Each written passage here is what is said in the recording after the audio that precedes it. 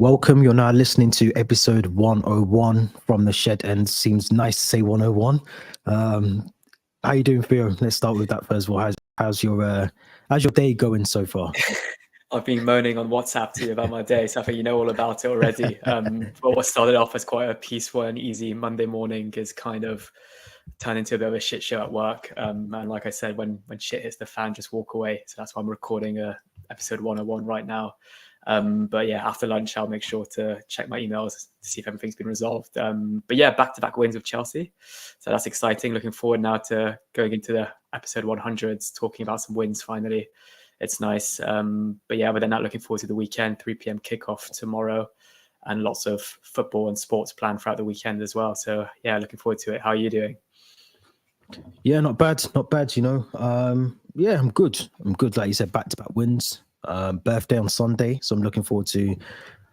For once, it actually feels weird because I think it's normally international weekend coming up. I feel like they've moved it slightly. I'm pretty sure most of my birthdays there's been no Premier League football on, so I'm looking forward to obviously our game, which we'll preview later in the episode. But just not enjoying a bit of football on my birthday for once. I mean, international football is not as good as the league, so yeah, looking forward to that. But apart from that, good. Happy it's Friday. Yeah, I can't really say anymore. I'm happy. It's my birthday. I'm happy. So lots of alcohol, I'm sure, will be consumed over the next 48 hours. But before we get into the episode, please make sure you hit the Linktree link in the description. Make sure you go and just subscribe to this channel. Notification on Spotify as well. Make sure you hit that so you don't miss an episode. And also, as we said on the last episode, for our 100th episode, we are running a competition for every week of October. The first announcement was made on Instagram earlier on this week, where you can win a graphic men's t-shirt, a blue t-shirt, which Theo has in his prized possession at the moment. So you have up until Monday, 12 o'clock, Monday, the 9th of October. If you head over to our Instagram account, all the information on how to enter the competition is on there. Make sure you do that before 12 p.m. If you're doing it after 12 p.m., we will not be considered as part of the selected few that will be entered into the competition. So make sure you're in before 12 p.m. the 9th of October. We will then announce when we do the draw. The draw will be live, whether it's on Instagram or YouTube. We haven't decided yet, but there will be a live draw so you can see who's won when we see who wins as well. So and there's some brilliant prizes beyond the t-shirt as well to come up as well over the next couple of weeks. So make sure you enter, you stay engaged on the channels, on the social accounts, to make sure you don't miss all of that. But I say all that to say this. Let's go back all the way to Monday. Craven Cottage, the grounds that we lost, I think 2-1 last season. We spoke about João Felix getting his red card, Willian coming back to haunt us. But what a performance. I think I'm going to go out there and say that's probably our best performance so far this season under Maurizio Pochettino. What was your thoughts, Theo? Yeah, no, like we spoke about in the last episode, Monday night, 8 p.m. It felt like it was going to destined for another defeat like we saw last season. But it seemed like the lineup was what we kind of wanted. We wanted Broja to start, despite him not getting as much game time in the build-up to that game. But we said if you're fit enough to be on the bench, you're fit enough to start. And he started and he got his goal. And the other goal scorer as well, Mudryk. Two players that really needed those goals for different reasons. Mudryk arrived in January, hadn't had the best 6 months to start off his Chelsea career. And kind of fans were getting on his back, both Chelsea fans and rival fans. But it seemed like that goal would do him a world of good for his confidence and kind of spur on his Chelsea career. And Broja, for a completely different reason. I think that was his first start in 332 days. And to score again on I want to call it another debut in a way because it's been so long. But you could see that meant a lot to him as well. In terms of the performance, I thought it was brilliant. I think our three midfielders, Caicedo, Gallagher, and Enzo were fantastic on the night, particularly Gallagher wearing the captain's armband. I think I saw a crazy statistic. It was he ran 12 kilometers on the pitch, which was more than any other player from both Fulham and Chelsea. So he really covered every single blade of grass on Monday night, and he definitely did Kante proud wearing that Chelsea shirt, and felt like a Kante-esque performance. But the goals as well, let's kind of break those down. I thought the first one, brilliant first touch from Mudryk, but it was all about the Levi Colwill run and cross. I felt a player that we weren't too keen on at left back in the previous games. I think Southgate also mentioned having picked him in the England squad that he's going to try to assess to see if he wants to play him at centre back or left back, given he's quite short on left back options at the moment.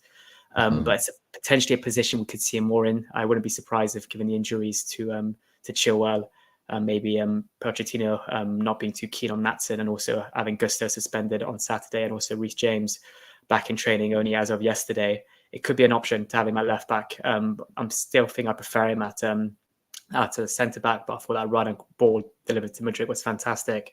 And taking nothing away from the finish, I thought the touch and the finish was good through Leno's legs. And then the second goal, a bit of luck with the kind of deflection of Tim Ream, or kind of Tim Ream's misplaced clearance. But Broja as well, I think he was just in the right place at the right time, and it came off him to trickle into the goal. Really impressive performance. And I think something that's really important is clean sheet as well. That's 2 clean sheets in a row now. So really kind of, if we can kind of stay kind of organized at the back, I think that's really important. And I have to agree, probably the best performance all season, maybe combined with that Liverpool draw on the opening match week, given the kind of quality of the opposition. And it was one of those moments as well, you had to almost pinch me when we scored the second. I was like, are we really winning 2-0 now?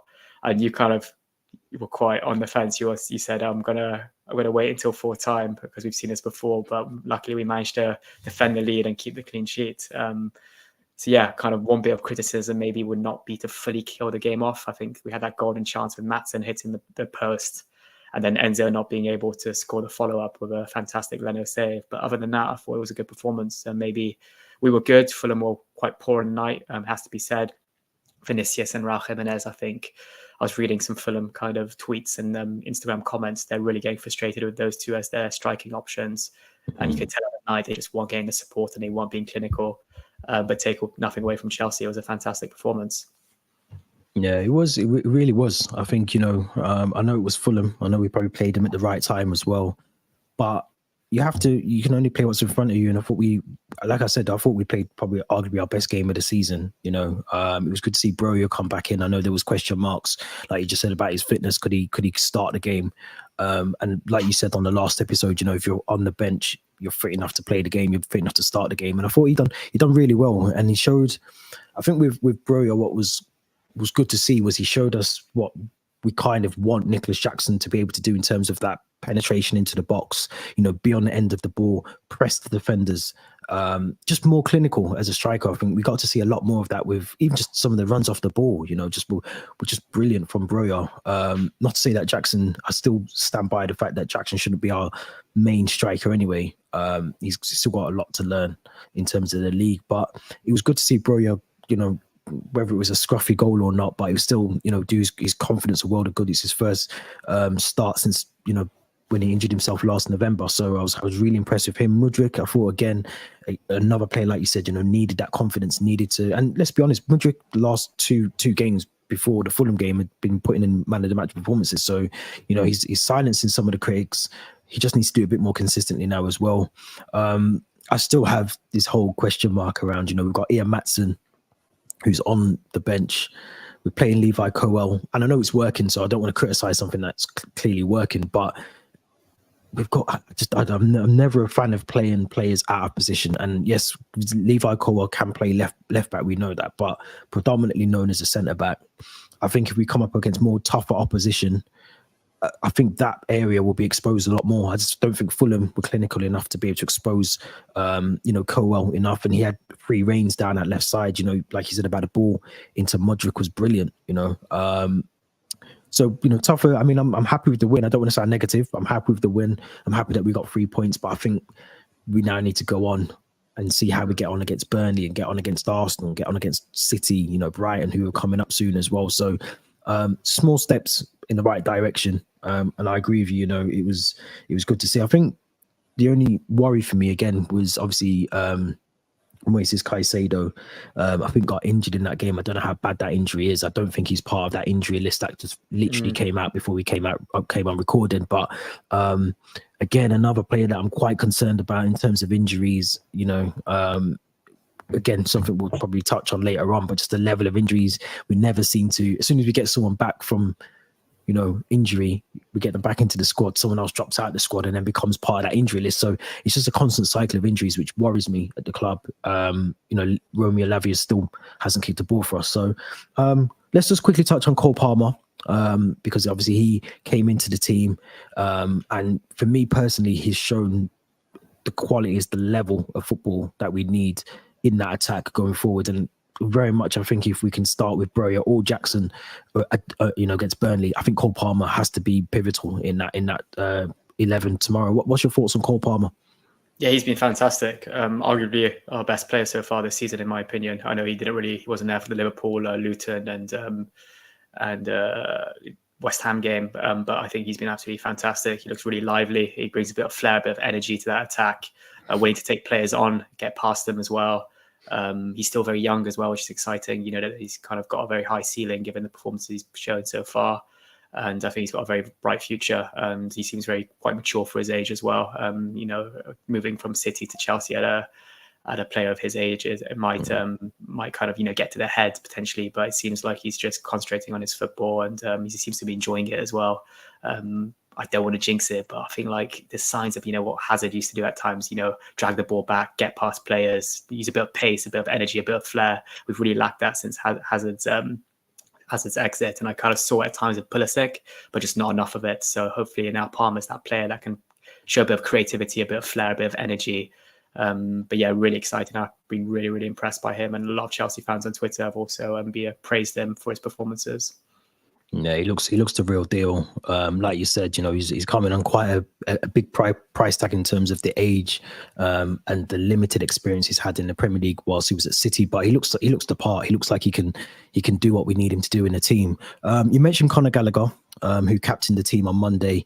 Now there's new information coming out, whether it's true or not, but it's something I think we should discuss on this episode around Conor Gallagher potentially with his current contract deal ending in the summer of 2025.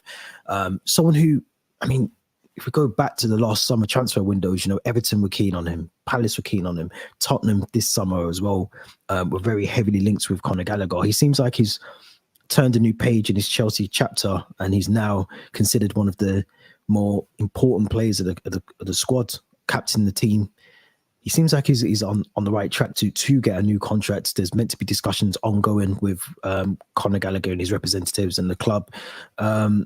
Is this one for the future, or is it just one maybe to put a release clause in there with the idea of maybe selling him on in the next couple of months or so, or next season? I think it's one that, for the future, you've got to build this team around players like Gallagher. He's wearing a captain's armband. Reece James and Chilwell are currently out of the team with injuries. He is our captain. And he's really shown signs of leadership, experience on that pitch. And his performances, I think he was man of the match might have been Bournemouth. It might have been, I think, the Brighton game as well. But he's been absolutely fantastic. And like I said, 12 kilometers in one game. He works his absolute socks off on that pitch. And for me, it doesn't really make sense to hand the player all these starts and the armband just to sell him in January. It wouldn't make sense at all. Maybe he is a kind of an asset with a lot of value given his age and his kind of nationality and the performances he's putting in. But I would definitely keep him. We know as well that players like Lavia might not be fit all the time.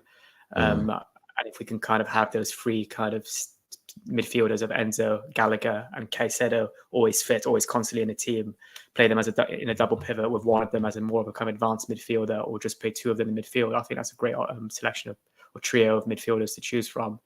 And clearly Southgate also rates him as well. He's always constantly in the England squad now. So I just don't see why we should sell him at all. I'm sure, I know we might have to kind of raise some money from all the billions, or 1 billion that we spent since Bowley's taken over. But I think there's other players we can maybe look at to do that. I know Madson's name's constantly being mentioned, Chaloba's as well. But I think Gallagher's one we've got to keep him, and there's no reason with the performances that he's positive performances that he's put on the pitch to show that why we should try to sell him. Yeah, it's I mean, I agree with you 100%. I think it's a strange one, because how much game time will he get once everyone is fully fit? I think it's the only question I have around it. And I think he's proven that he's one of those players that at the moment, currently based on form, that should always be starting the games he's played. He started the season really well. Like you said, he's got an engine on him, which I like about him. And I've always said that he's always, I've always dubbed him the headless chicken, bull in a china shop. He does remind me of that sort of player that will just run through walls for you. And maybe Pochettino likes players like that who he can rely on when he needs some, an extra 10% from someone, he knows he can rely on Conor Gallagher to do that. My only worry is it's around that interest from other clubs. I think Bayern Munich, when we just shared the screen and that article, Bayern Munich is one of those clubs. Obviously, the Thomas Tuchel link as well is one of those clubs that's interested. So part of me is thinking, is it a case of get a release clause in there, or maybe a bigger release clause to then sell him on full profit? I think as well would be due to the fact he's come from, he's a Chelsea graduate, so it would be full profit, would obviously help for the FFP as well. So there is that in the back of my mind. Is it a case of let's sell him full profit, balance the books out, or help to balance the books out, or is it a case of just rewarding him for his good form? And it's really hard to tell with this new ownership. You just don't know whether they are, they've got ulterior motives in terms of, is it just we need to sell him on, let's bump his fees up, he's playing really well. And I feel that maybe, is that why we've given the captaincy as well? Is that why he's in the team, to put him in the shop window? For a player that was on his way out the door, for the past two transfer windows, to then be named theoretically captain because of the two sick notes that we've got in the club in terms of Ben Chilwell and Reece James, to then be pushed into this really important role at the club, it just strikes me as a bit odd. It just begs the question, I suppose.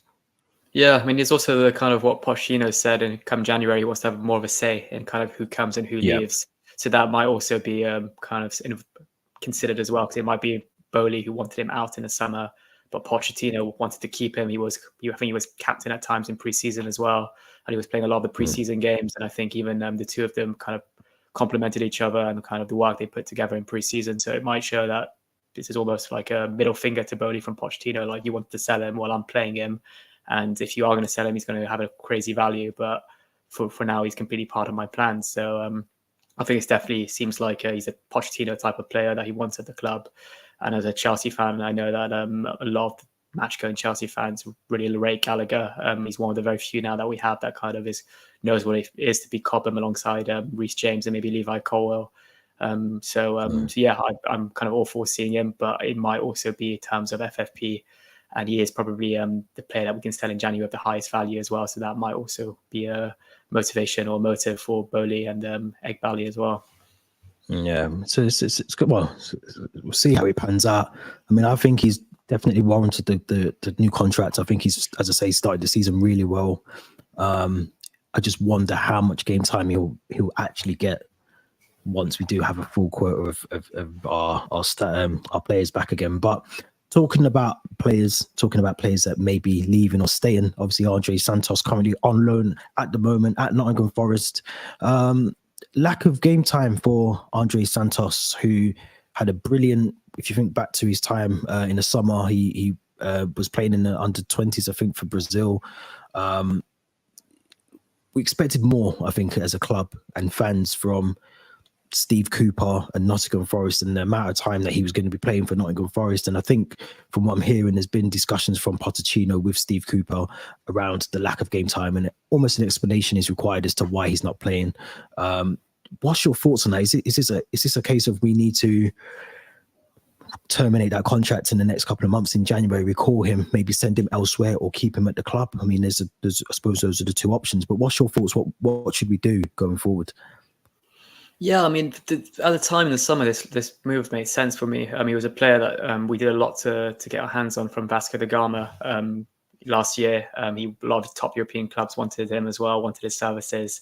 And I think, remember, we kind of worked our socks off as well to kind of get the paperwork to get him a work permit to be able to play football in Europe and in the UK. And when I saw him in pre-season, I think he was sat on the bench for the Liverpool game as well, the first game of the season. He looked ready. He looked Premier League ready, in my opinion. I know he's still very young, so I thought a Premier League move would be perfect for him.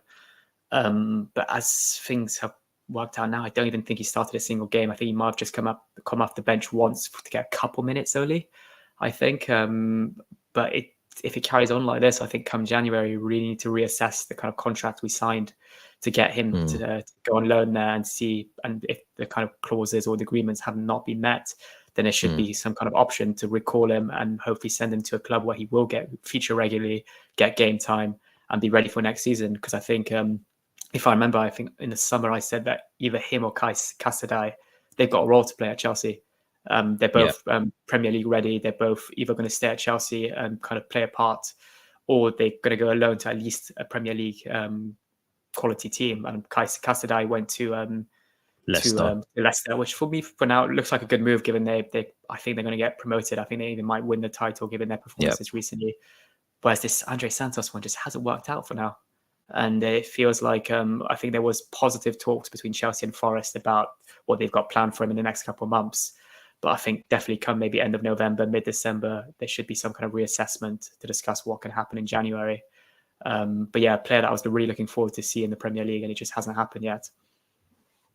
It's really weird because, I mean, you know, for a player of that quality, and this isn't a disrespect to Nottingham Forest fans or the club or anything, but surely he offers a lot more than some of the players that they currently have that are playing ahead of him. So, you know, I can only assume maybe Cooper's not, you know, seeing what he wants to see from him in training. But I mean, it's saying here, you know, Santos has only played once for Forest in the Carabao Cup defeat to Burnley. You know, he's failed to make it off the bench in the Premier League. I mean, there's times even, I know the last game against, I think it was Brentford, I think he had a stomach bug. So there was a thing about him walking down the tunnel earlier than the end of the game. But just the opportunity for him to come in, get some game time.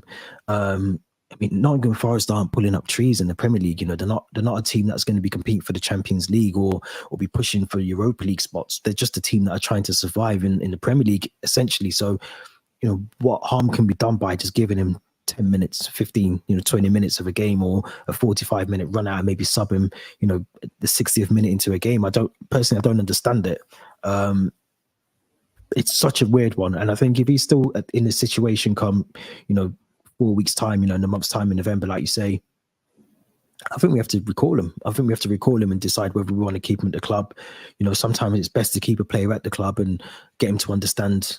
I mean, it's probably the perfect time for him to stay at Chelsea, to be fair. I mean, we haven't got much pressure on in terms of Champions League or anything else. And we do need maybe bring him on at the Carabao Cup, maybe give him a game against Luton, or dare I say even a Forest, give him that kind of game to come into if we recall him, or send him abroad somewhere. I don't know if that's even what the options are based on his visa, but send him to another league elsewhere where you can maybe develop and just understand the game, the European game.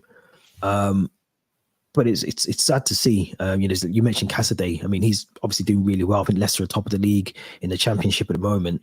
It'd just be nice to see someone else of that caliber, that level, and Santos be able to participate and give an input into a team very much like Casadei's doing for Leicester. But such a strange one, because I think Cooper was very keen on him, signing him.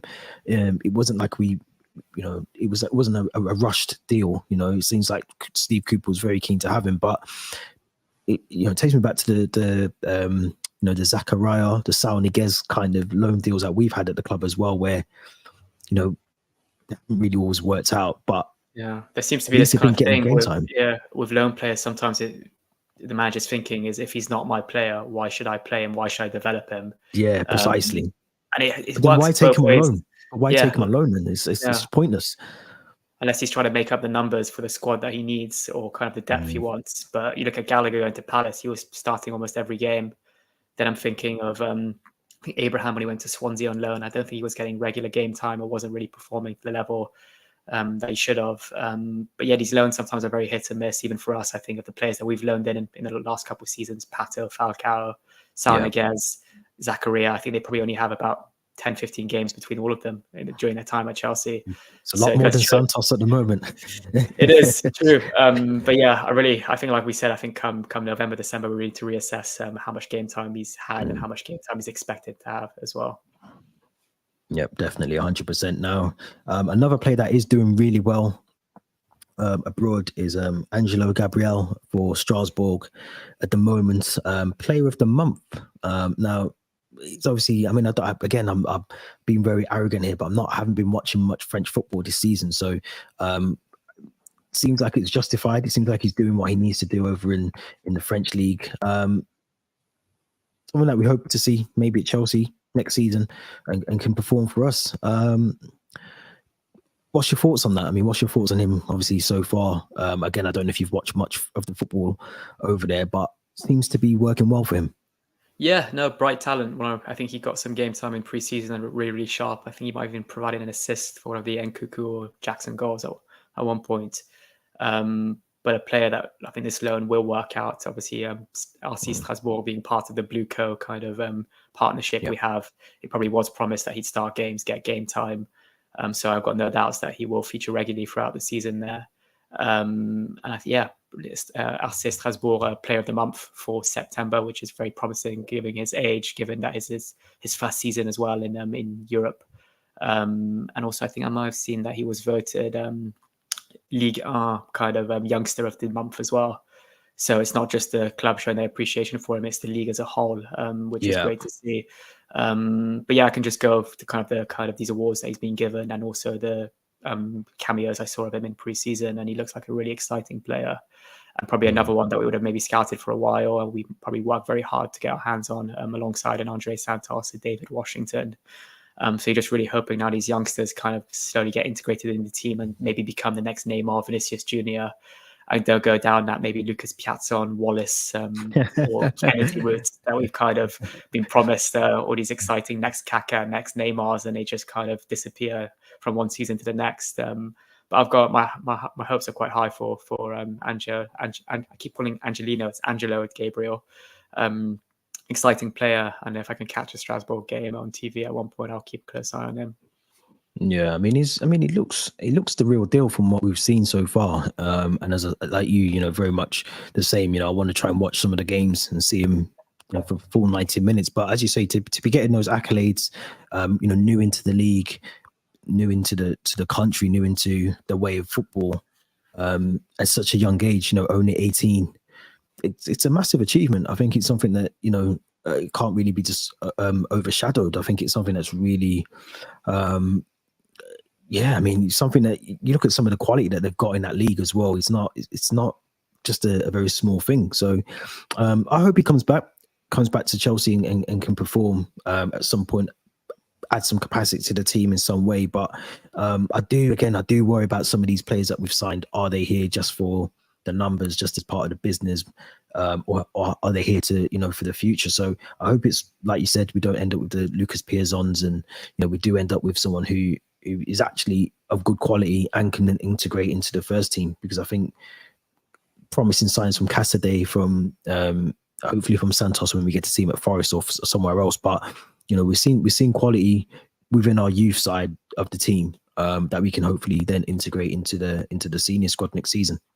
No, definitely. I think Dacho David Fofana is another one we should keep a close eye on. Yeah, true. He was on the bench for the Braga Champions League game, and I was a really big fan of that loan move. I thought he'd get Champions League experience. He'd be playing in Bundesliga, which is a great league to develop.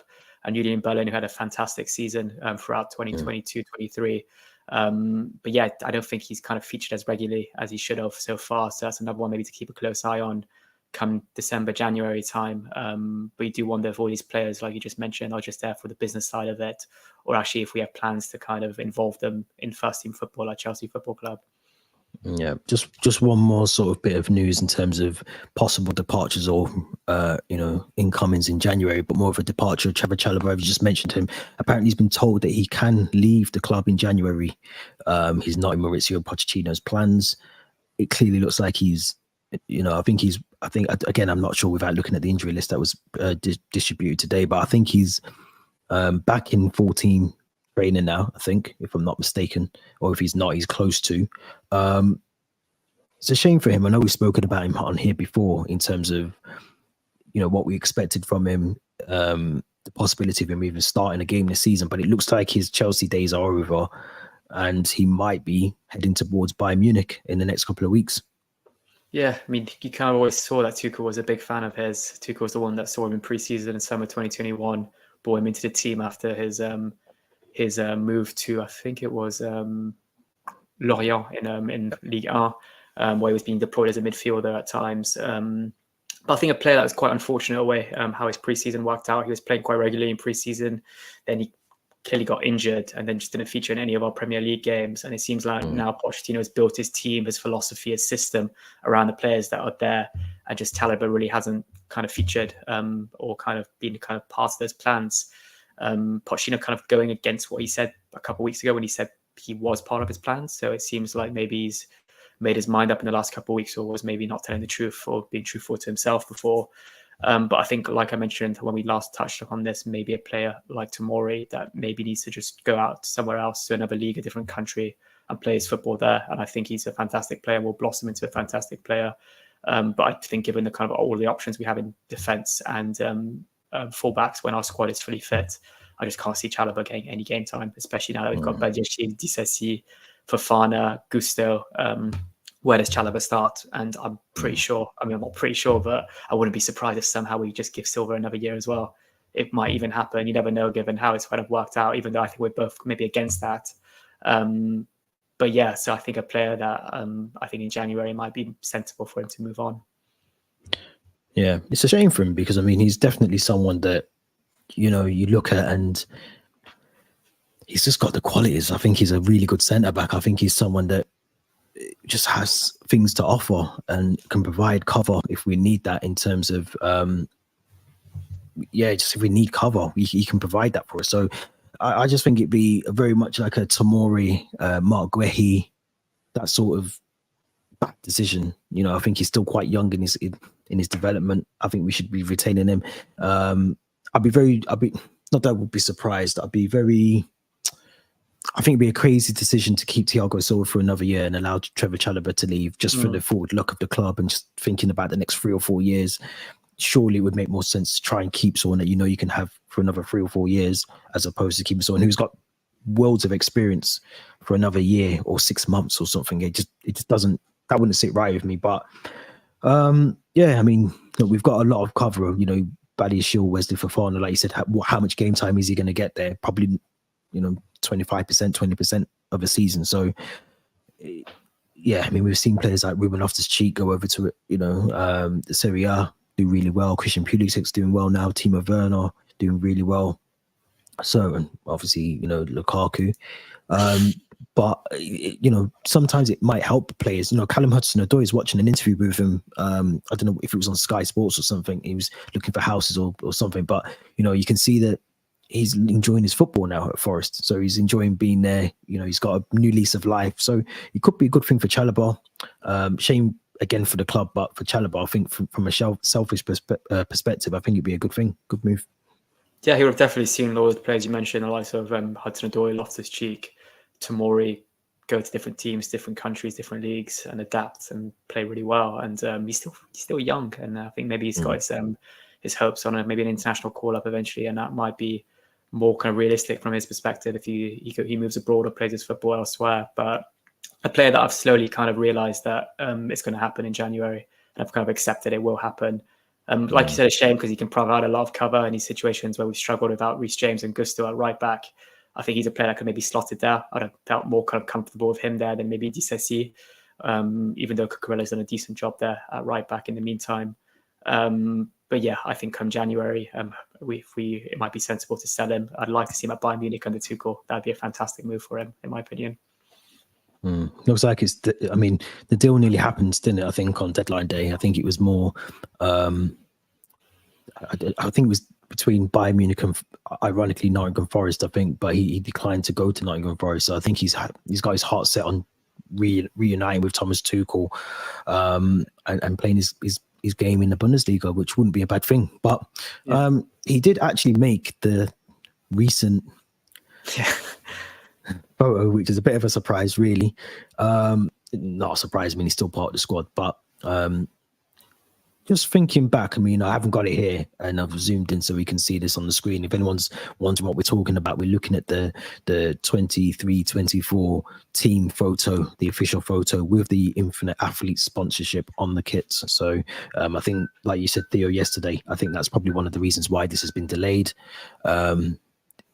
Awaiting that sponsorship announcement. But just looking at that photo and then thinking back to last season and thinking about the new faces in this one, the departures from last season, I mean, we've had a massive restructure of our team. Massively. Yeah. This year, my thoughts exactly. I was looking at this picture right before we recorded, and I was like, he wasn't there last year. He's just been promoted from the youth squad. It's a huge, kind of probably the biggest kind of change I've seen from one season to the next at Chelsea Football Club in all my years supporting the football club. That being said, I think the vibes in the kind of, I know it's social media, they can kind of create a narrative or whatever, but the vibes look really good. Levi Colwill with the kind of camera filming the team, they were all smiling, they were all laughing. I don't know if that's maybe because, you know, we've won 2 games in a row now. Maybe there's a feel good factor around Cobham training facility. But it's a very young squad. It's a very youthful squad. A lot of these players will be playing football for the first time together. But yeah, it's an exciting kind of era. I think, like we keep saying, we need to be patient with these players. We need to be patient with the manager. But I think it's an exciting time to be a Chelsea football fan. I know that results aren't going to come straight away. I'm not expecting silverware for another couple of seasons. I'm not even expecting top 4, top 6 this season. But I look at all these players in this team, this picture in front of us. I'm seeing a lot of excitement, a lot of potential, a lot of promise. Even then David Washington, top left there, he's a player with a lot of, we mentioned Andrey Santos and Angelino, Gabriel. David Washington's also in that bracket. I think really exciting Brazilian talent. I thought it was quite funny as well, seeing them all in their full kits in the cafeteria, having their juices, their pancakes, their breakfasts. It almost looked like they were on a school field trip, all in their uniforms. But no, like I said, there's definitely maybe a feel-good factor, and I really hope now we can just take that kind of positivity into this busy part of the season throughout October, November, and December. Yeah, I agree with you. I think we've always said that. I think we've all, you know, especially both of us have always said this is a patient process, and we have to just understand that we are in a massive transition, a massive rebuild. You know, Pochettino is going to need time. Some of the players are going to need time to gel. Some of the players that we just spoke about, you know, Thiago Silva, Trevor Chalobah, they're going to need to move on at some point as well. So it's I mean, we have to just understand our expectations, and I think as long as we know that it's clear as Chelsea fans what we need to expect from the club, we don't need to be trying to overachieve at this point. I think that just adds more pressure to the players, to the manager.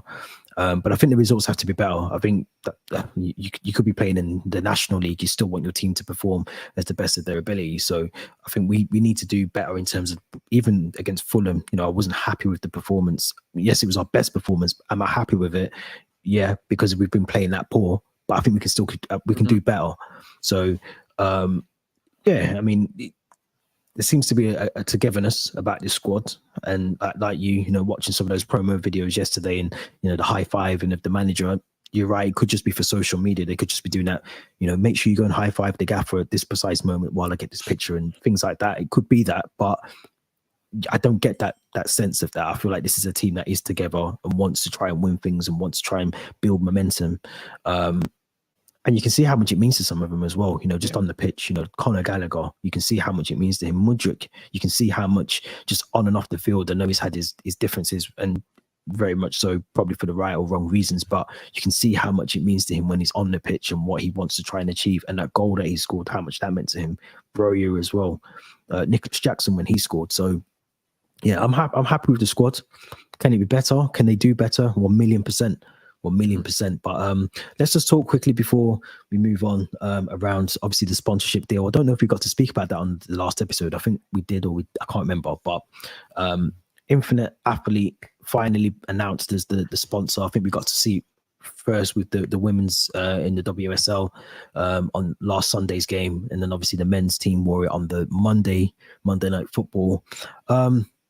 Looks clean. Like, I still like it. I didn't think I was going to like it with the sponsorship on there, but I do like it with the sponsorship. I think it looks nice. It doesn't look too in your face. I'm still a big believer that Trivago, if anyone can see that, Trivago should really be the main sponsor. I think they're the ones that stuck for us through thick and thin, if you remember as well. So without Free and Whale Fin or whatever they were called when they were trying to get away from us. So what's your thoughts on Infinite Athlete? I know there's a piece you want to mention around the AI that they're trying to bring in as well to reduce injuries, which is crazy. But what's your thoughts on the kit Infinite Athlete as well? I think you said it's for a year, I think as well, only a year. Yes, I think it's an initial year for the 2023-24 season with an option to extend beyond. And it looks like the CEO and founder of Infinite Athlete wants to do that, and he's got all these crazy ideas of bringing this AI technology to prevent injuries.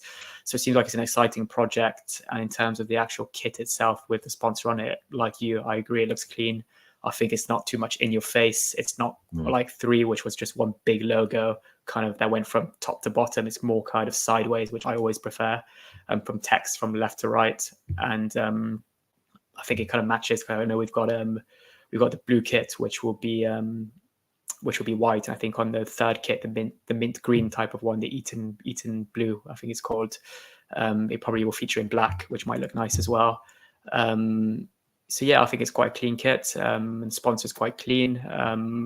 I think given what we had in the past with 3 and also Yokohama ties, at first I was a bit unsure about it, given the kind of dash of red on the side. I'm quite pleased with it. Again, I think I mentioned this in the previous episode, but considering we were still kind of negotiating or talking to stake.com, and I think some kind of, I think it might have even been an adult website at one point. There were rumors that we were like looking to have an adult website on our kit. I think we kind of come out of it quite well with getting Infinite Athletes. And if this AI technology, which you're about to talk about, actually helps prevent injuries, which has been our biggest problem in the last 2 or 3 seasons, that'd be fantastic as well. That'd be a win-win situation for us. Yeah, I'm just sort of doing a bit of research on it now. So it's called BioCore, which again I've never heard of. Apparently, it's really big for NFL. So I think it's something maybe they've trial or tested over there as well. But it's reading here, so I didn't know. So yeah, Infinite Athlete was only launched in August. That can't be right, surely. But yeah, I mean, it's basically saying that they've got this AI technology that they'll be able to help bring in, that will then help. It's like a tool that they can use that will then help reduce the number of injuries over a course of a season. It's not something I'm a big fan of, I'll be honest. I don't really like AI as it is anyway, as a whole. But I do think, why not just get the medical staff to be where they need to be? Where's Eva? Get her back. Bring her back. Because she was the only, ever since she's left, we've been struggling with injuries. I think for me personally, I'd rather forget I know we're moving into a more, tech modern world, but let's just get the actual medical staff up to standards. Let's make sure the training regimes and the individual training plans and everything is correct within the squad, the club. Let's just do that bit first. Let's do the basics, and then let's move on to how can we make sure we, proof ourselves a bit more in terms of, wrapping the players in a bit more cotton wool. Maybe that's the BioCore.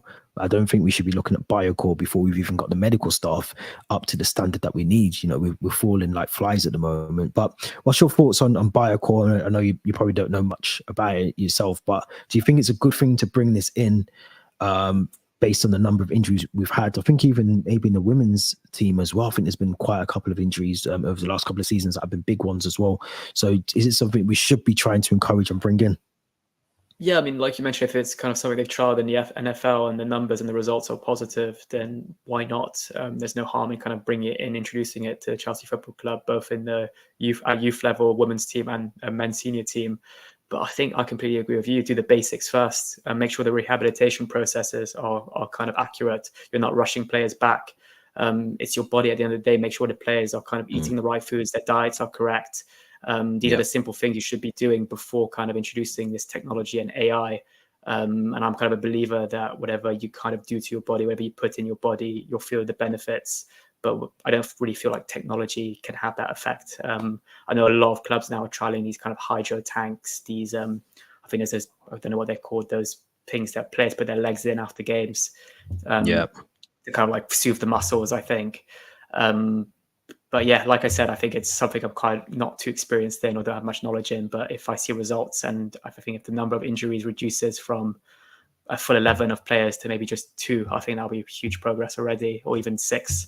Because I think since the start of last season, we've had like 50 something individual injuries. Something ridiculous like that. So I think that's a very alarming number, and this is probably why they're looking at every single option now to try to reduce the number of players that are in the treatment room.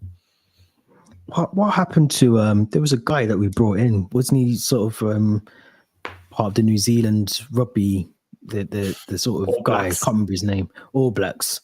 We brought him in, he just disappeared. He came in, he got paid to do basically nothing, improve the morale, wasn't he? He was meant to bring in like this happy-go-lucky vibe to the club. He came in, got paid, and he just disappeared.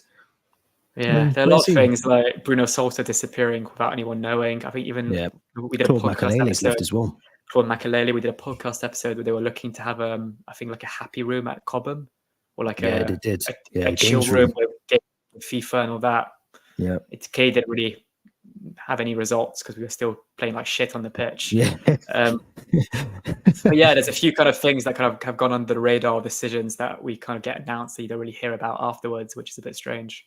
Yeah, it's sounds like the Bowley effect. That sounds like a Bowley decision to bring these sort of games rooms and these I can't remember what his official title was, but happy-go-lucky, let's change the mood of the room appointments that clearly haven't worked. But let's move on. I mean, Pochettino, as we're recording this, is supposed to be having his press conference. I think I did mention on one of the videos, one of the episodes, that Egbali had basically held a meeting prior to his press conference. I think he's doing the same today because he still hasn't arrived at his press conference, and it's now 10-1. He was supposed to be there at 12:30, so we were going to try and coordinate this as the press conference was happening. But let's talk about Burnley tomorrow. Big game, 3 p.m. I have said it is a big game based on the fact that we've won a Premier League game or 2 Premier League games this season. But Burnley aren't doing so well. I think they're struggling in terms of that, honeymoon period has suddenly run out. They're now back in the big league with the big boys, and they seem to be struggling. They're currently 18th in the league, 1 win, 1 draw, 5 defeats. Now, just looking at this result, or the fixture, I should say, Turf Moor is not an easy ground to go to. I'll be honest, it really isn't. We've had a very good record against Burnley at Turf Moor, and I mean, we've beaten 4-0, 4-2, 3-2, 2-1 over the past couple of seasons. But if there was ever a game we were going to turn up off the back of 2 back-to-back wins and then go on and get a mad defeat and probably lose like 3-0, this is probably the game. This is the game where we'll probably lose 3-0. We're going to get into our predicted lineups very shortly, but just give us an assessment of your understanding of how the game might go. And are you convinced we can get 3 points? Can we get a win? I think given the confidence you probably have in a team and the kind of defensive ability we showed against Brighton and Fulham, I think we should be winning this game. But like you, Turf Moor, Burnley away, it's one of those grounds where anything could happen. We could get battered 3-0. We could just win 1-0 with a last-minute winner. We could beat them 4 or 5-0 like we did, I think, in 2 seasons ago under Tuchel. So I think it's kind of a game that could go either way in a way. But in terms of the actual kind of form of Burnley, they haven't been that impressive. I know they were fantastic in the Championship under Vincent Kompany last year, but like you just said, they're only on 4 points, 18th, and their only win so far this season came against Luton, I think, midweek. So, and their players as well, I can't really pick out a star performer. I think Lyle Foster has been quite promising. I think they've got Aaron I think it's Jake, is it Brother Ramsey's from Aston Villa? Yeah, they got a Ramsey. Yeah, Josh Cullen's been doing well for them as well. Yeah, but it's kind of like that post Sean Dyche era where you don't really know what the identity of this Burnley side is. But that being said, I think it really could go, one of either ways, draw, defeat, win. But I think I'm quite optimistic now, given the performances. I think hopefully we can put it 3 wins in a row before the international break, which what seems to happen with Chelsea. We get that bit of form before an international break, and then the break happens, and then we're back to being shit after the break. So you just got to touch wood and hope that doesn't happen in a way. Yeah, I mean, if results go our way and we do beat Burnley tomorrow, we're actually beating the top half of the table. And I don't say that in a flippant way. I just mean we are progressing in the right direction. So I think we could probably move up to 9th. That's dependent on United, Palace, and other teams losing as well. Yeah, United play Brentford. If they drop points and we win, we leapfrog them. Yeah. So I mean, we could potentially be going in the right direction, but I do feel playing Burnley off the back. I watched them on I think it was Wednesday against Luton, and they actually played. I know it's Luton, but they actually played very well. They looked very solid, and I watched them a lot in the Championship. And I do understand what Vincent Kompany's trying to do. I just don't think he's adapted that style to the Premier League yet. I think he still thinks he can, play a high line at times, and you can't really always do that in the Premier League because you will get found out. I don't think they've got the quality of players as well to cope with the Premier League. So this is a game we should not be losing. I treat this game very much like a Luton game, a Nottingham Forest, Everton. Those kind of games where we should be getting 3 points. We shouldn't really be saying we might lose, or we might just nick the 1-0. We should be, off the back of how we played against Fulham. I am expecting us to win, but I think it'll be a difficult game. It's a hard ground to go to. Very hard. It's almost like a 12th man with the fans. It's almost like Goodison Park. It really is. The 12th man. But we should have enough. As much as I say, my expectations have been lowered, we still have a quality team. We still have players in there: Raheem Sterling, Cole Palmer, Enzo Fernandez. Sanchez has been playing really well the last couple of times in goal as well. I know he's had mistakes in him, but overall he's been playing really well. Let's move on to lineups, because obviously Pochettino's still being kept in a cupboard somewhere, Cobham, so we can't see what he's been. His expectations are of the game. But let's go to the lineups, because I think you've gone for, get yours up first. So, and I'm hoping I've got this right. I didn't check this with you. So if it's wrong, then I'm asked into a WhatsApp when everything was going wrong at work, so I couldn't really pay much attention to the actual breakdown of the formation. But yeah, we can't. Yeah. I'm hoping it's something along. If it's not this, it's along these lines. So anyone who's watching on the audio version, currently showing Theo's lineup, which I'm sure you'll take us through now. If it's wrong, then amend it as you can. But yeah, it's very, very self-explanatory, I think. Definitely very similar to what we saw against Fulham. You mentioned Sanchez. I think he's the keeper of the most clean sheets in the Premier League so far. I think 3 clean sheets. Just his distribution. We saw that against Brighton and once against Fulham. Sometimes just giving the ball to the player in front of him. And luckily for them, they just can't kind of capitalize on it. So he just needs to improve on that. But other than that, I've been really impressed with his kind of point blank saves. He had another one, I think, against Tom Kearney against Fulham. And his aerial kind of ability to catch balls really quickly, which is something we didn't see enough of with Kepa, who just tried to punch them rather than catch. Back four, the same back four that played against Fulham. Cucurella right back. This is the last game of Gusto's suspension, so I'll stick with Cucurella right back. Silva and Disasi as the 2 centre backs, and Colwell again at left back. I think, like you, I still prefer Maatsen, but I think this is the most realistic one, and he has kind of shown signs of kind of being able to adapt to that position. Same 3 that played in midfield against Fulham. Fernandez and Caicedo as a double pivot, and Gallagher, which is my preferred kind of more advanced midfielder.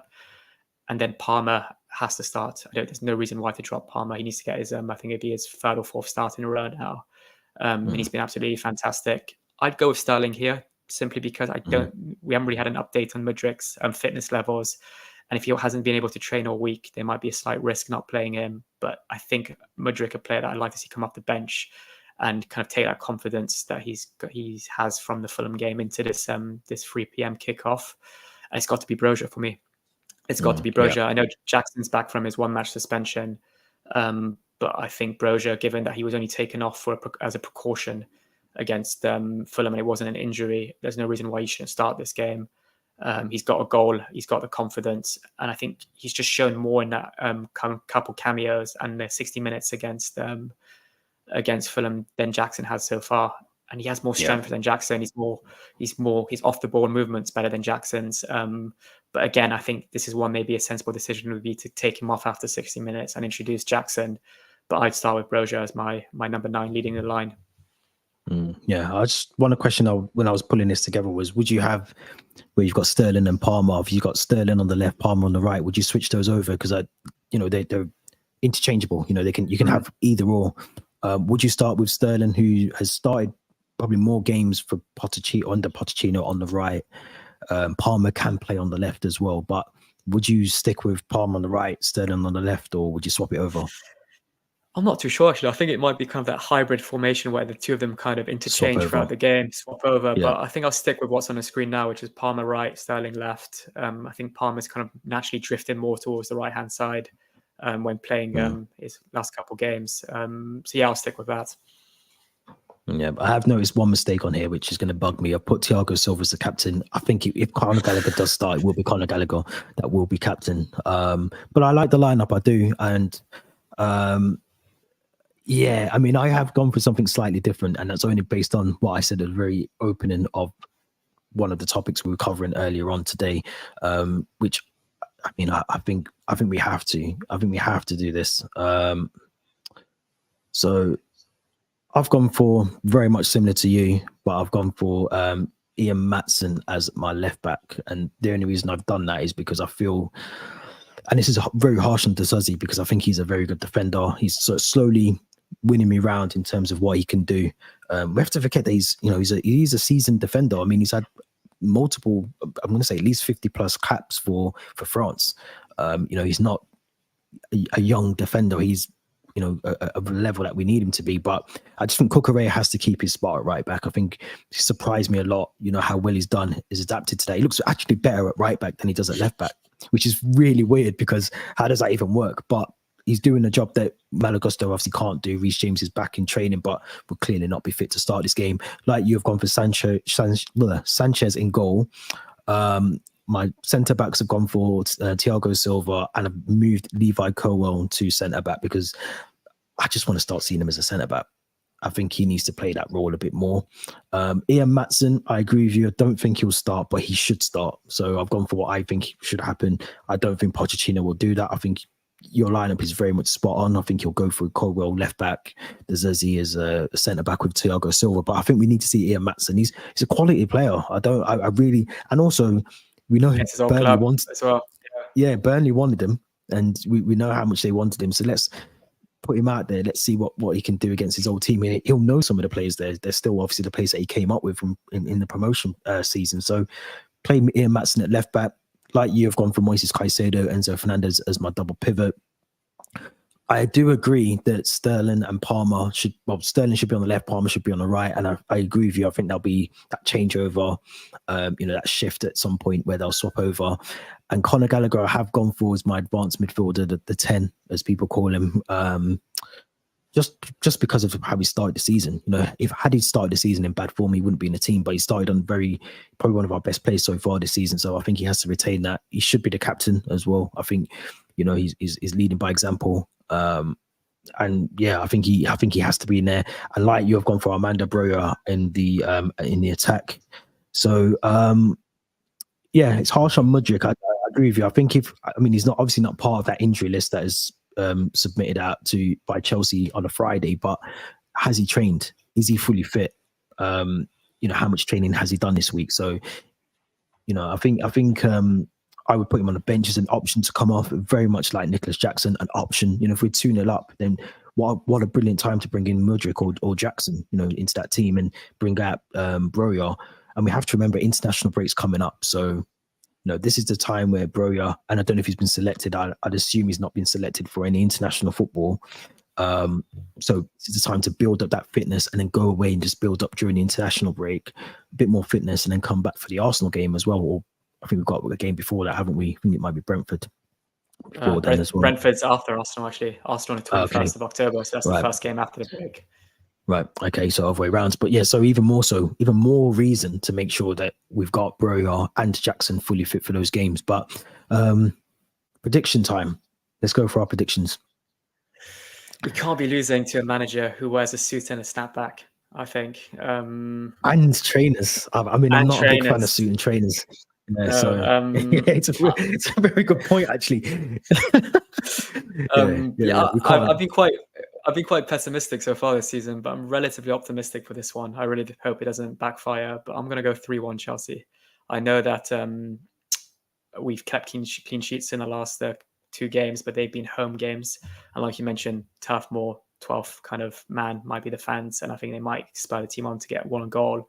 But I think we might have enough firepower with the players that have kind of proved that they can score in the last couple of games to get a few goals. And I think hopefully Sterling finds his shooting boots like he did earlier on in the season. So I'm going to go 3-1. Yeah, I'm going to go 2-0. I'm going to go 2-0. And the reason I say that is because I think we'll dominate the game. I think we'll very much like Fulham. We'll play. We'll control the possession. We'll create the chances. We'll hopefully eventually go on and score the goals as well. But I just think, I don't know if anyone can hear that, but my watch is pinging away. But it's obviously the press conference has started. So Pochettino has said that Mudryk is available, and also Moises Caicedo. Carney Chukwuemeka, question mark around him, whether he can be brought back into the squad as well. So Reece James obviously back in training. So I think there's options off the bench as well. Should we need it? But I'm going to go 2-0. I think we should be able to do what we need to do in that game. But it's going to be interesting. It's going to shape up the Sunday for my birthday. So if we lose, I'll be waking up very pissed off. I'll be honest. Hopefully that's the one birthday present on your list that you're wanting is 3 points and a Chelsea win and a bad hangover. And a bad hangover. Just a good performance will do. But yeah, let us know your thoughts in the comments. Let us know what you think. Let us know your predicted lineups. Would you go with Theo's or would you go with my predicted lineup? Let us know your thoughts in the comments. And as I said at the very start of this, do not forget the competition for the graphic t-shirt, the Chelsea t-shirt, blue t-shirts is still open. You can still enter that competition if you head over to our Instagram account. All the information is over there. You have until 12 p.m. Monday to enter. The draw will then be done. We're hoping on Monday, I think, aren't we? At some point Monday, same day, or if not Tuesday or another day. But we'll make sure all the entries are collected then. Yeah. So we'll make sure that's done. But as always, make sure you hit the Linktree link in the description as well. Make sure you head over to Spotify and hit the notification bell to listen to the audio version of the podcast. Theo, as always, enjoy your weekends. Let's hope for 3 points. And we'll be back next week with another episode.